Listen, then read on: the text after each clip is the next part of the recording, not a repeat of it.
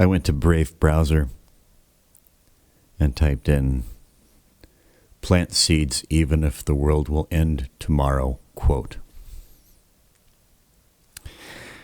You see, I'd done this video that I just posted, and I wasn't in the mood to do anything with music after all. I mean, yeah, it's getting late. I thought I would try to sleep, but I don't know. Sleep is not coming tonight. That's okay. Sometimes it happens. I just kind of got into that. You know, the circle's wheels started turning, right? And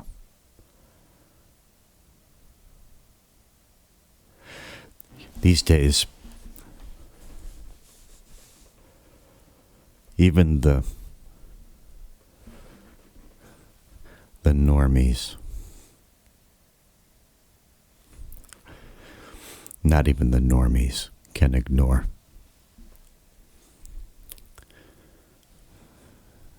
the absolutely terrifying, what's the word I'm looking for?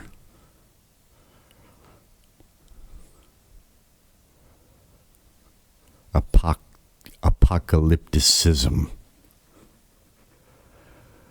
of the times we find ourselves in. Ooh.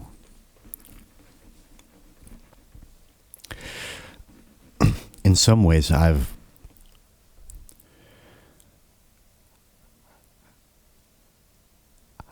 a little bit apprehensive that I might not be on this planet very much longer. Not because of all the turmoil in the world, although that's also a factor, possible factor. That could, certainly, there's a good chance that millions, if not hundreds of millions, if not billions of us,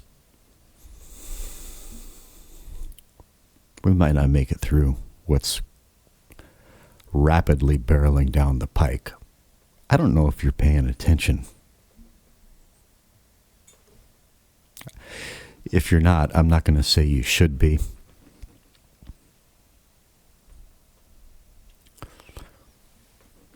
But maybe you should be.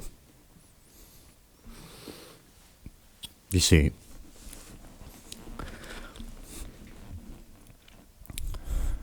the times that we're going through, I've known they were coming for as long as I can remember. I've felt it in my bones, and I had dreams about it. I think from the time I was a kid. And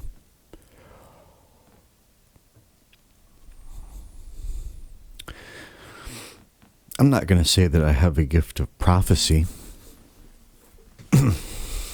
Although I very well might, and even if I do, it's really nothing that special.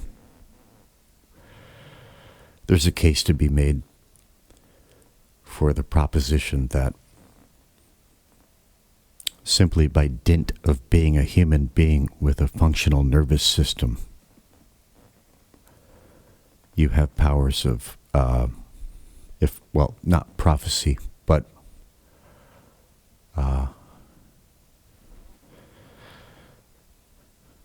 anticipation.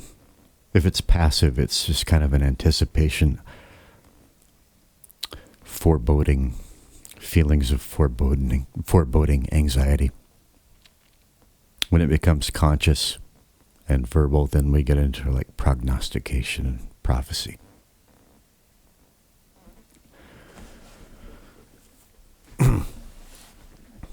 I was in New York City on 9/11. I was less than a kilometer from ground zero when the first plane hit.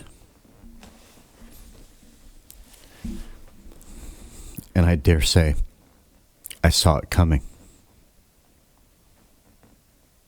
I lived on the North Shore of Staten Island. I worked in Midtown Manhattan at the Korean consulate. Every morning I used to ride the Staten Island ferry north to Manhattan, threading the bay between Rikers Island. Was it Rikers Island? Some prison island to the right and Statue of Liberty on the left. I think it's Rikers.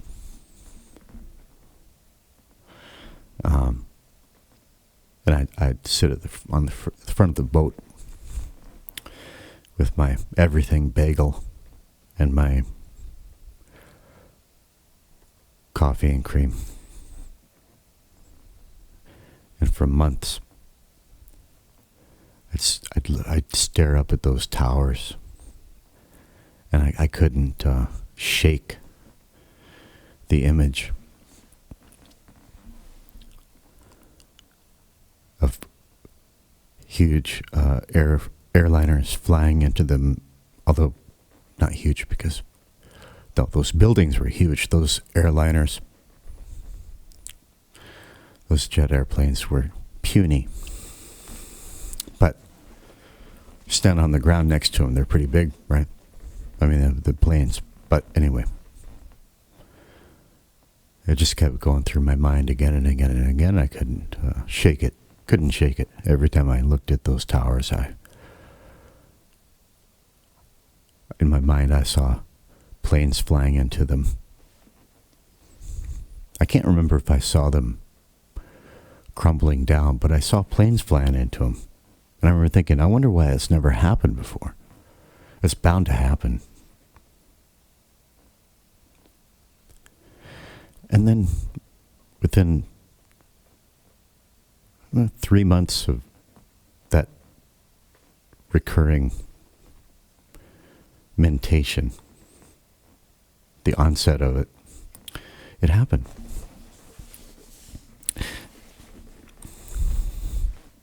The riots, the burning cities, George Floyd, all that shit. I dreamed of it long before it happened.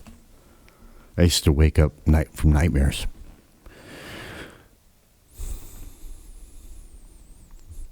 Long-suffering Mrs. What's going on? What are you doing? I couldn't explain it. It's burning. America's burning. Cities are burning. It's coming.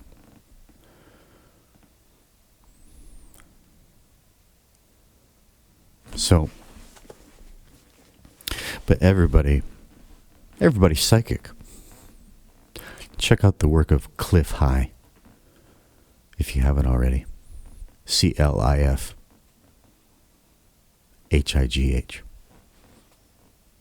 He's made a lot of money in his life. Based on that premise that all human beings are inherently psychic. Most of them unconsciously so. But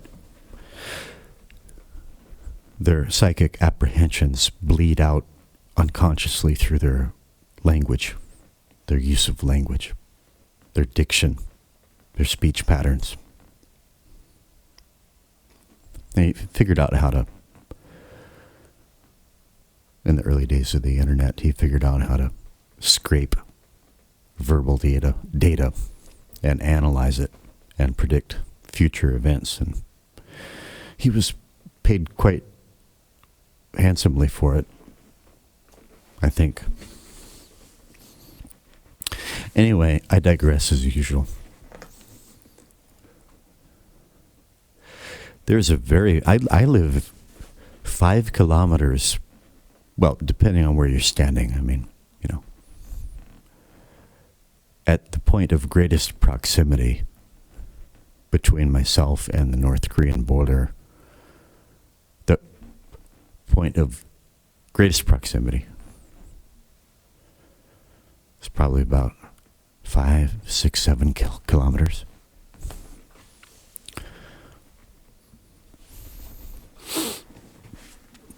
A lot of shit can happen. A lot of shit's gonna happen. It's already happening. There's that cable. I gotta replace this cable.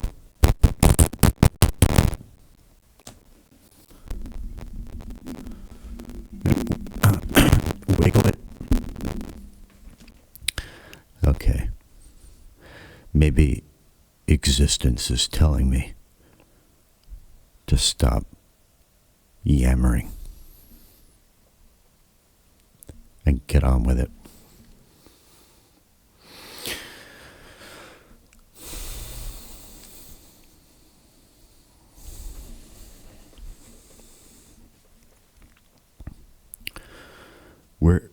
We're headed into some shit, man.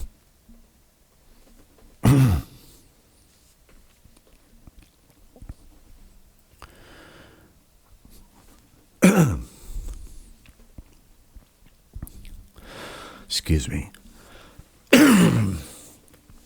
Got a bit of popcorn kernel stuck in my throat.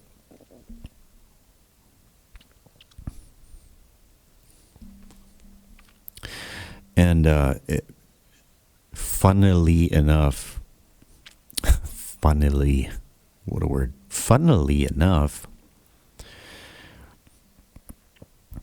the closer we get, the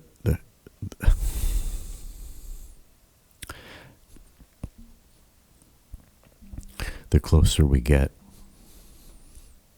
we're already there. But as we move along into events that are going to make 9/11 look like just a tussle on a kindergarten playground. I don't know. I just find myself less and less rattled by it all, and more focused on essentials.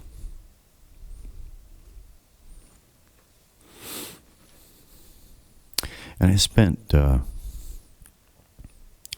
quite a bit of my day, well, monitoring Chance the bunny rabbit. But while I was doing that, I spent considerable amount of time designing a logo for myself. A Lean Bear logo. Why, you may ask?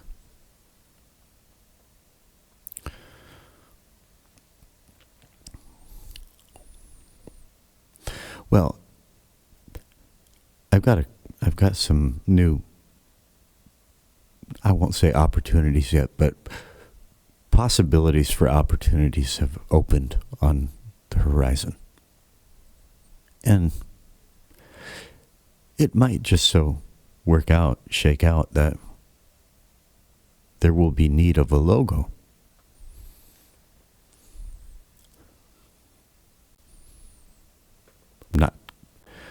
Certainly not banking on it. There it goes again.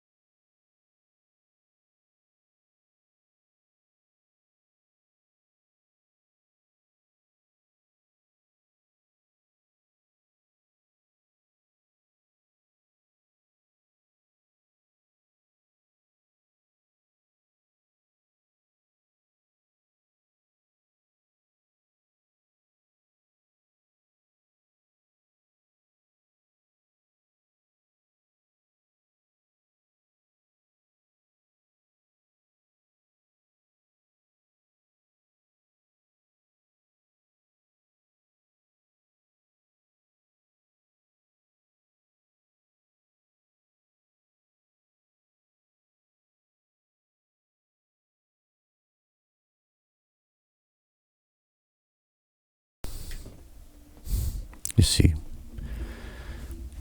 little shit like that happens. I'm not touching that cable. I hadn't touched it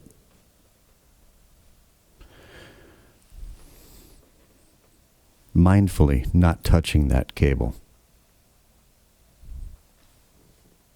So, of course, being the type of fellow that I am, I automatically think, well, maybe that's existence telling me I should shut up and not talk about this shit. But I don't care.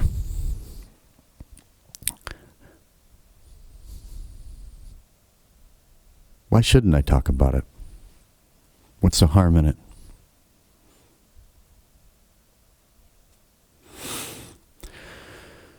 What's the harm in talking about life?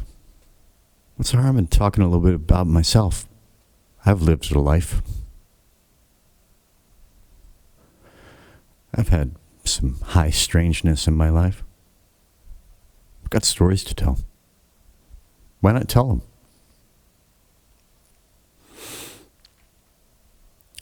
Anyway, not touching this mic cable, not touching it. I'm going to even scoot my chair back just a little bit. Not touching it. Okay, so anyways. Where was I? Well,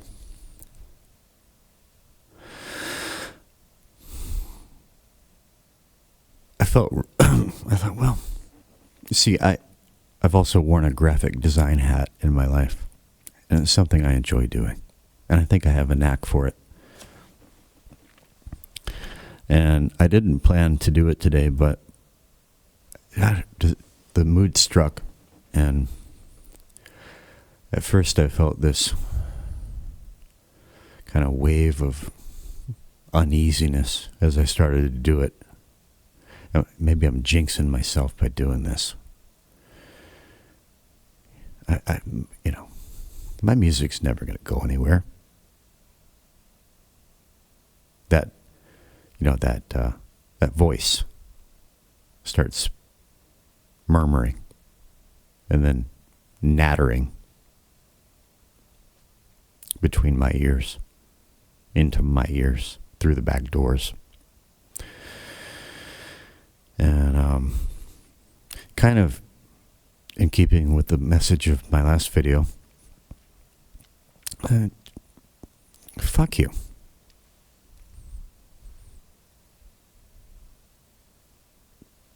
Fuck off.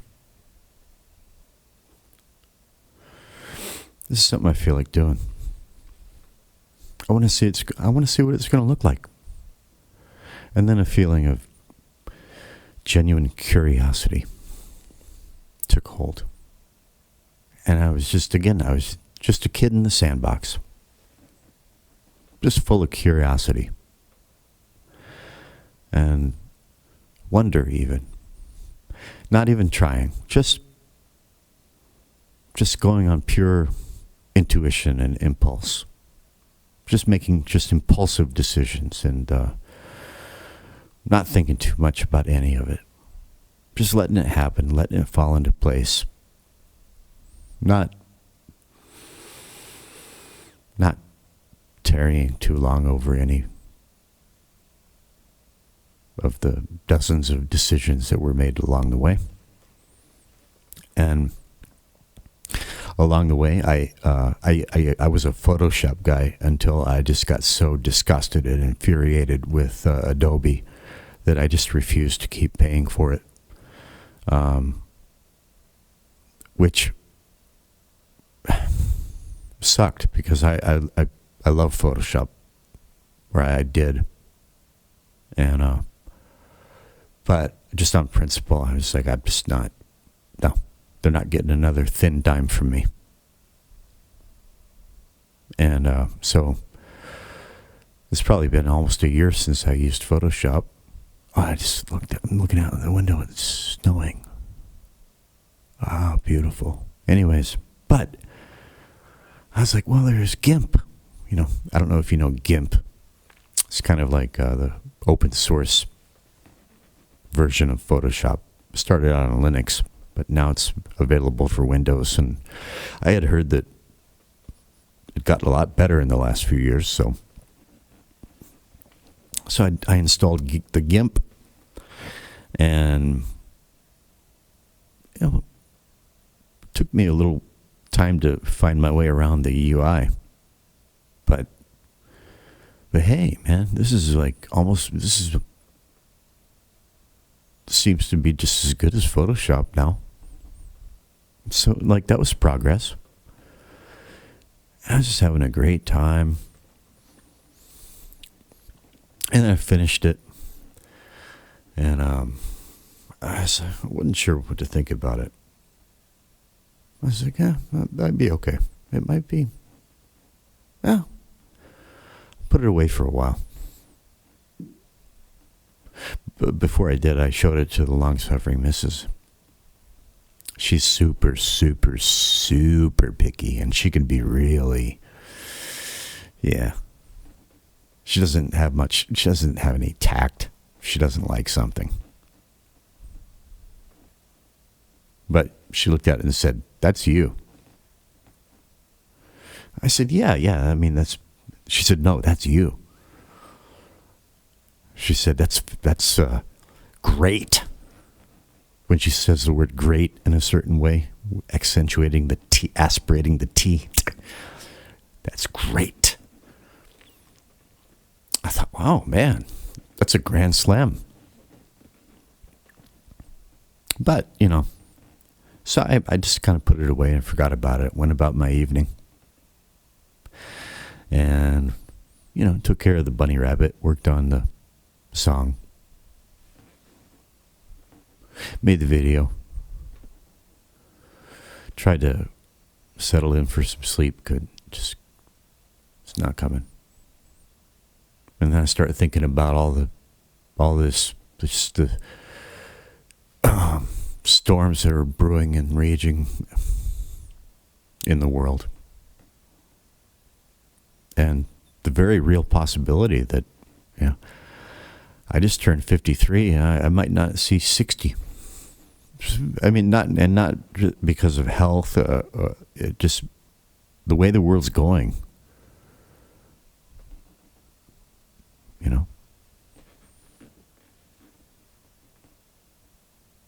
I thought about this quote. Now, I always thought this quote was a quote of the philosopher Spinoza, who's a Jew. Not that that's relevant, but it says here that it's attributed to Martin Luther. I never heard that before. The quote, "If I knew that tomorrow was the end of the world, I would plant an apple tree today," is often attributed to Martin Luther. Here. Right here is where we are. Whoops. Wrong screen. There. Although there is no concrete evidence that he ever said it. So many of these things are, what's the word, apocryphal, as opposed to apocalyptic. This idea is reflected in various contexts, such as Earth Day celebrations and environmental advocacy. See, even the fucking AI. You just can't get away from this shit, I guess especially the AI. This AI rarely does this. Anywho. I think that was kind of like, today was just kind of that kind of day. I just planted apple trees. And so, this is my logo, my new logo. And so, I couldn't sleep, so I thought, well, maybe I'll just get up and just drone on into the microphone a little bit more. Why not? And if I hadn't gotten up, I wouldn't be looking at this beautiful snow right now, so, But I remembered that logo, and I wonder what that'll look like now, It's been like 8 or 10, 12 hours since I made it. Well, 8 hours, and 10 hours anyway. And so I pulled it up on the phone screen, I looked at it, and it just hit me. It hit me.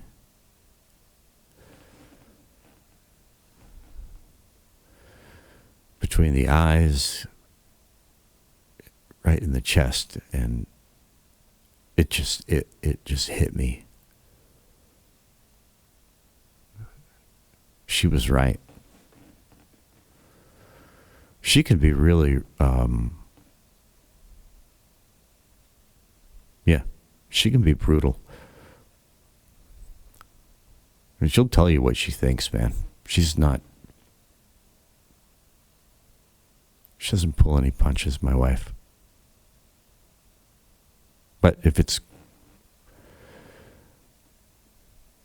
see, she's really, really hyper attuned to color and shape. And for a woman, she's like really visual.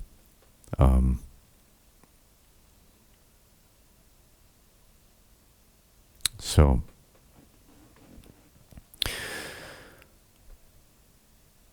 I looked at it, I was like, oh, yeah. I knocked it right out of the park. This is it. This is the way, this is my sound. This is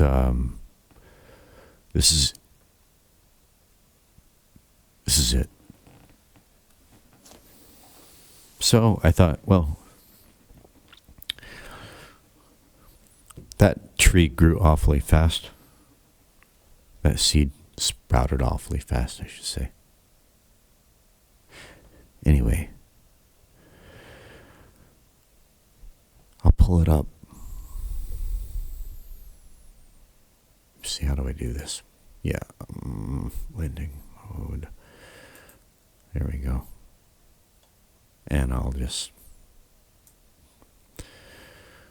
drag myself out of the way here. And pull up the right folder. All right, well, new folder. Drag it up on the screen here, and pictures, and Lean Bear logos. And this one right here. How do I want to open this file? Oh, let's use GIMP, I guess.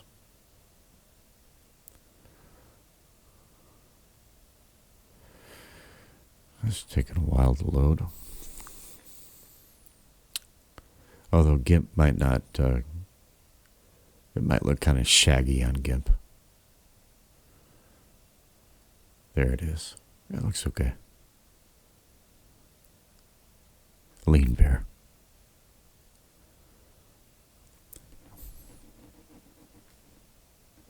That's my sound. That's the way I see it.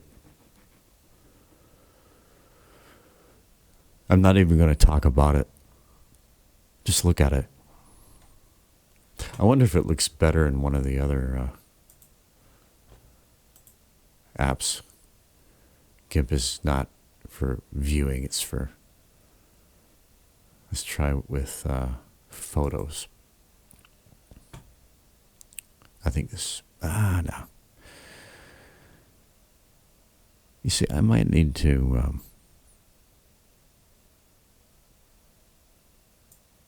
might need to apply a little bit of Gaussian blur. The edges of the letters are looking a little raggedy, and I'm not sure. It didn't look that way on my phone, though. It could be this this monitor is old and not high definition. I don't know. Ignore the crusty edges around the letters.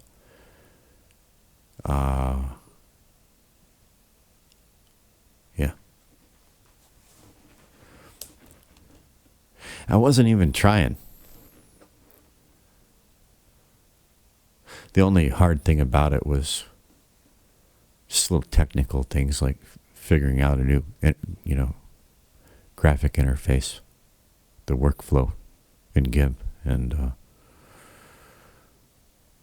but everything else just, I just let it fall into place.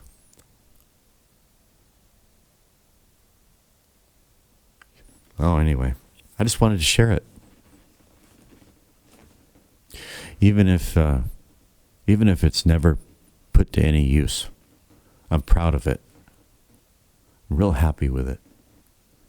It makes me happy to look at it. It makes me happy just the fact that I was able to put it together and express my the way I see my sound. That's the colors, the predominant colors. Black and, well, all browns are technically orange. They're all just dark and burnt oranges. Brown and orange. And yellow. With some purple. Hints of, it's like the Mekong River. I think my sound is the color of the Mekong River. If you've never, and you can go look at pictures of the Mekong River on the internet, but there's no photographs can adequately convey to you what the Mekong River looks like when you're there.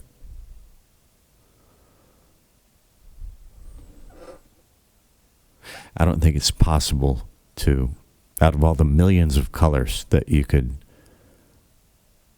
generate on a computer, there's no Mekong River color. If I could dial in the code for Mekong River in the color finder, that's what I would put. The logo would be the color of the Mekong River.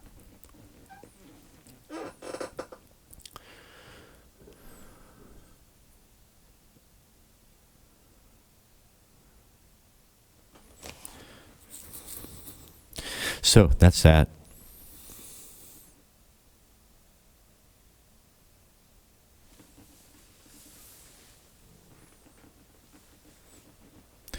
And there's really nothing more to add.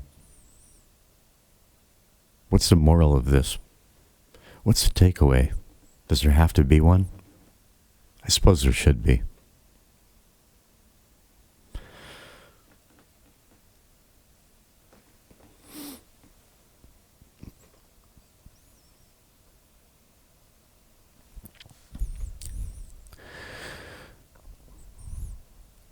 They say that history goes in circles, but it's also pendulums. And the pendulum, there's a pendulum that has swung to a very far extreme of, through in the last century or so, especially with the rise of media and celebrity, the pursuit of fame.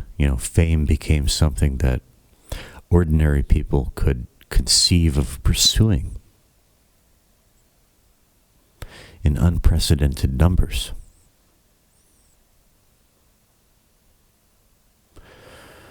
The idea of becoming a star.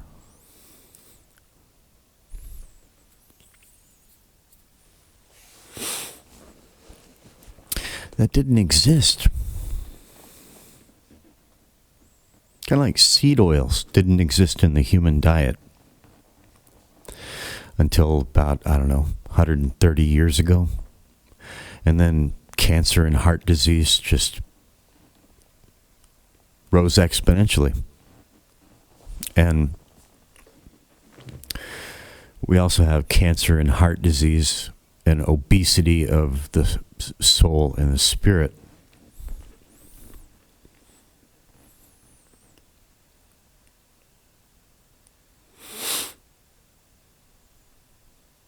And that pendulum has swung so far in that direction. I mean,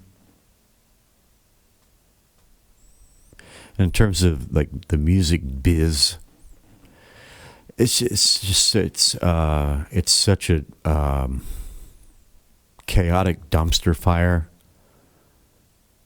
Who would ever want to go there? I mean, lots of people, like millions and millions and millions of people, want to get on Spotify and try to play that game. And I'm going to make my own publishing company and my own record label. And great. I mean, yeah, I guess that's what the world needs, is like 100 million record labels. Everybody vying for their idea of recognition in a world where it's just a mathematical fact that vanishingly few can have it. And the misery and the unhappiness that's generated by that equation is incalculable.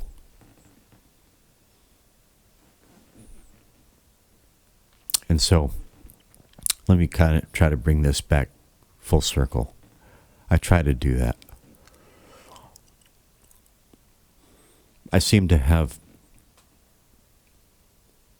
there's a tendency in my life to anticipate trends. Let's put it that way. And what I'm seeing is that that pendulum has swung just about so far that it's just about to break out of the grandfather clock and go flying through the wall. But it won't. Eventually, it's going to start swinging back the other way. And there will be a lot of other trends and changes that will happen concurrently with that. Some good, some terrible. But the upshot is, I predict that there will be a return to locality. What do I mean by that? Localness. Is that a word? People are going to rediscover and reclaim their dignity. Artists, musicians, they're already doing it. Maybe I'm just, it's already happening way more than I think, and I'm just like late to the... It's probably, yeah. I mean, I just recently got on SoundCloud and this other one, boombox.io. I wasn't going to get on any of them, but in order to foster certain connections that I wanted to make for collaborations with other like-minded people in other parts of the world, I started SoundCloud and Boombox. And yeah, I also got back in touch with my brother, who is once worked in the record industry, a promotions company in New York City. He was also there on 9/11. Wait a minute, was he? No, I think he came after 9/11. Anyway, he seems to think that it's worth a shot to, he seems to think he wants to take my stuff to Spotify. I'm like, hell, fuck that, man. That's a nightmare. He's like, no. I said, all I want is just if I could just find a few people around the world to connect with. He says, well, you can find that on Spotify. Dumbass. He didn't say dumbass, but it was kind of like, like it was obvious to him. So I don't know. I have erroneous ideas about things.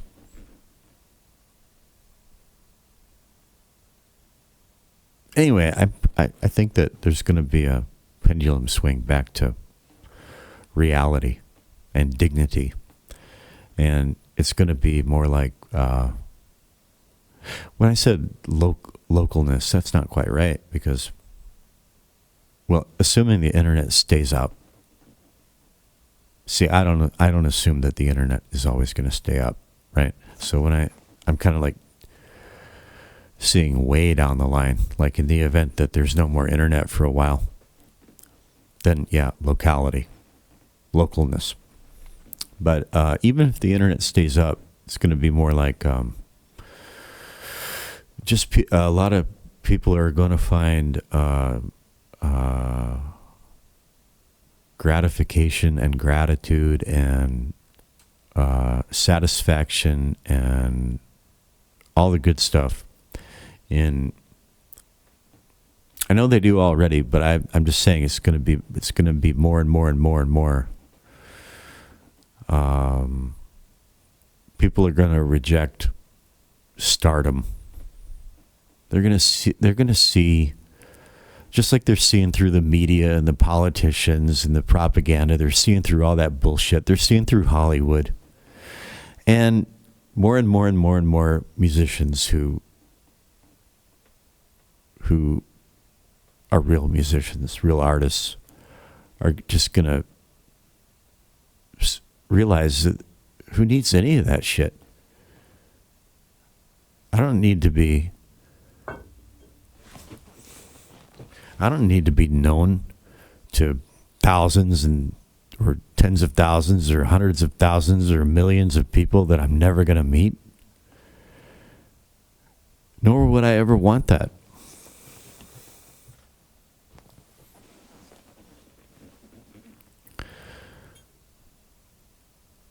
I just want to share my work with others who appreciate it, and I can talk to them about it. I can do likewise for them. Man, I think that's coming.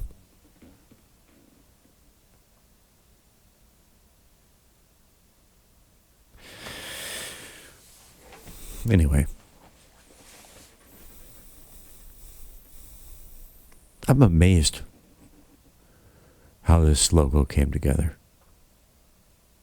I think it's just perfect. And perfect is a thing that doesn't exist, but this comes as close as I can think of. In every way I can think of. Who knows, maybe I'll wake up tomorrow and hate it, but I don't think so. Plant your apple seed. Make your logo. Cultivate your image.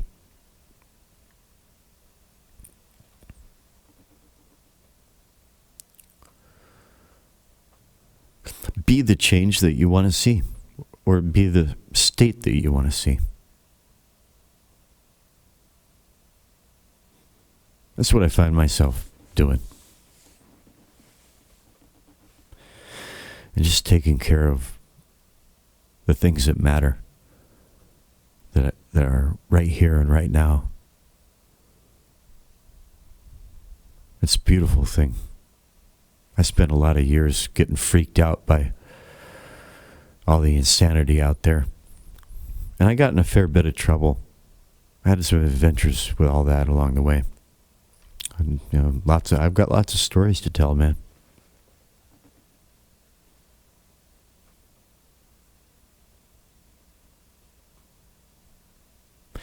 And it's just, it's good to be done with all that.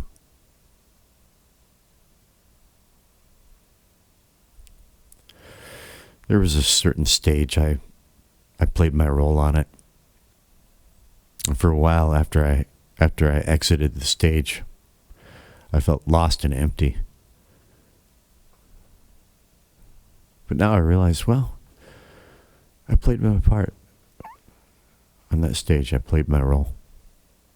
And I'm glad it's over. I'm glad I never have to do it again. I hope I never have to do it again. I just want to be little old me.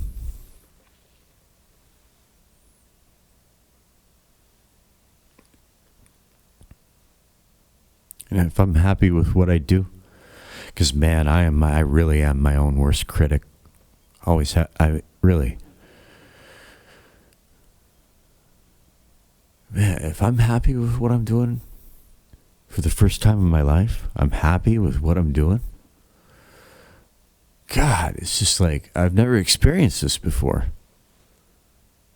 It's not like I'm putting this up to like show off or to look how awesome I am. You may not agree. I don't give a shit. Truly. It's a beautiful thing. I just can't believe that I'm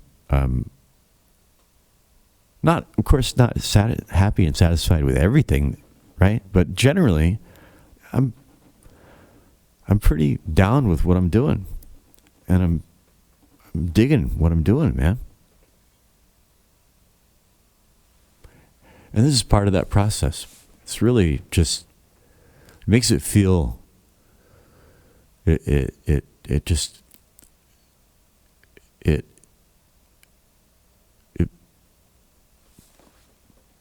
expands the,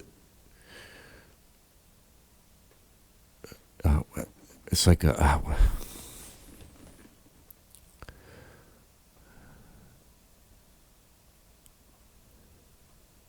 it's just like the words are failing me.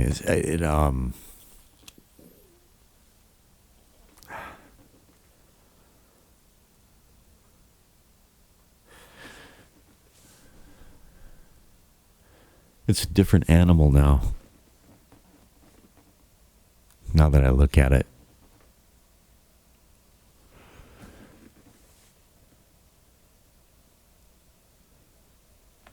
I feel like I'm speaking in code. Okay. I'm probably getting punchy. I better try sleeping again.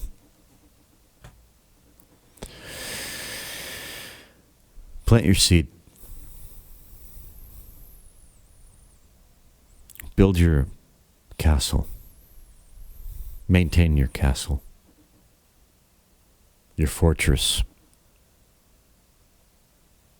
Last time I ended with be the king of your kingdom. Now this is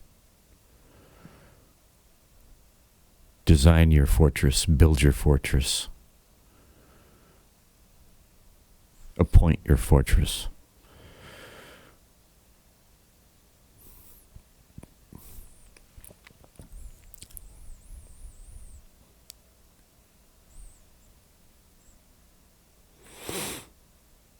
Don't have any. It's time to start, for me anyway. It's time to start living in a new way. And that's what I'm doing, and I'm not looking back.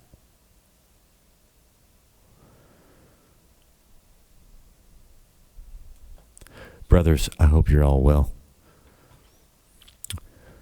Much love and respect from lovely, scenic, snowy Paju City, South Korea.